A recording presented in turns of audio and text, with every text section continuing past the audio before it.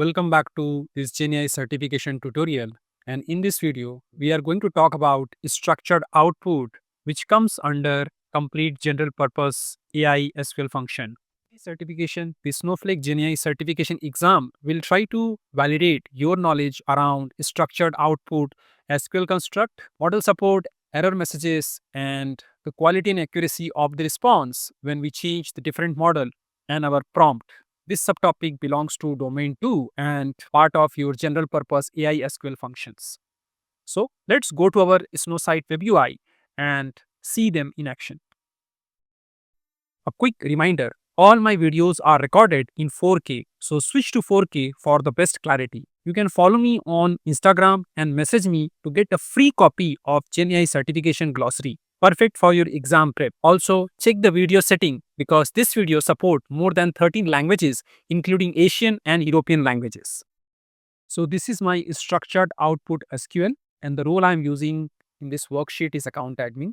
So I'm going to set the query tag. So while checking all other account usage views, I can filter it using this query tag. This got executed successfully. We have already seen a complete and AI complete function in our previous video, and this is my option part, which is an object. And here, along with temperature, top V, and guardrail, you can specify another key called response underscore format. And this response underscore format is nothing but an object. And this is my JSON schema, which is a complete specification. Now, this is a type equals to JSON, and this is a schema definition where the type of the schema is object, and these are the properties, which is a very simple one. And we are planning to extract the food test and the food cost, which is of type string, followed by required. Both these fields are required. Large language model process this prompt and provide the outcome. The output should conform to this particular schema, which is specified between line number 27 to 36. If you look into this prompt, this is primarily the customer sentiment about this particular pizza, and let's execute it and see how the result looks like. I'm using Claude 3.5 Sonnet. This is a big model. It took a while. And if I look into this structure, so let's review this output.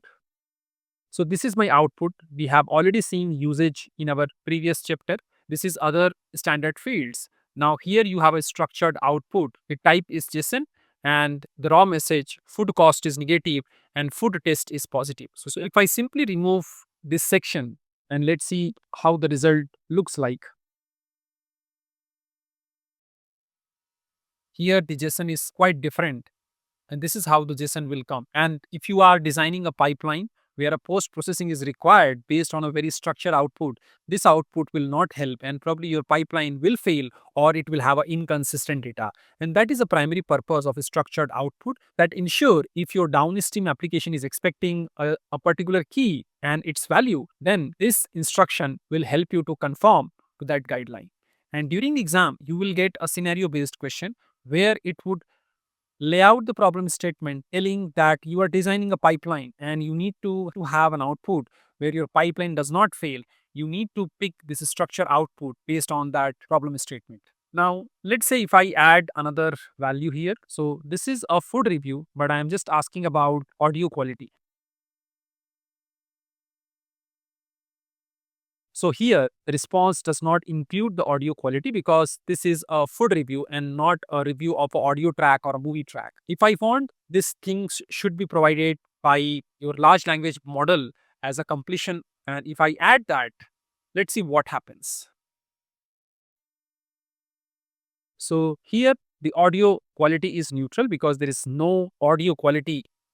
In case if your response does not include this attribute, probably it will fail. And to validate that, if I put the max token equals to 20, let's see what happens. So it clearly says that JSON output validation error, and let me increase to 200 and let's see what happens. So here it worked. If you change certain parameters and the outcome of your large language model does not conform to this schema, probably your pipeline will fail with a particular error, and by looking at the error you can really discard the outcome or you can take appropriate action. Now whether it is a complete or AI complete, response format is pretty much same for both these functions. Let me execute this. And so I got exactly the similar output here. So whether it is a complete or AI complete, your response format SQL construct is exactly same. Now let's talk about another example, and this time this is primarily a customer sentiment for the following software review, and I'm using Llama 3.18b. Here I am using four different properties, which is usability, performance, feature, and pricing, each of them having data type of a string, and finally all of them are required field. Let's quickly run this and see how the result appears. So my message is feature is positive, performance is negative, pricing is negative, and usability is positive. So this outcome is coming in a proper JSON format, and your downstream application can process it.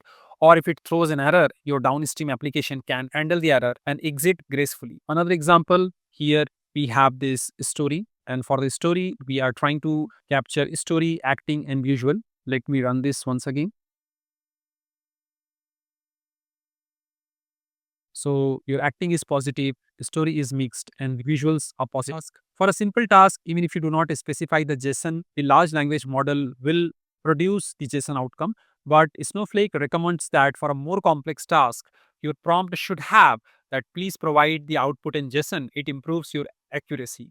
So this eliminates downstream post-processing while enabling the deterministic system integration. And finally, every model supported by complete or AI complete also support structured output. So we have pretty much understood the structured output with respect to SQL construct, the model support, the error message, and the quality and accuracy of your response. And finally, this is your important fact and notes for your exam.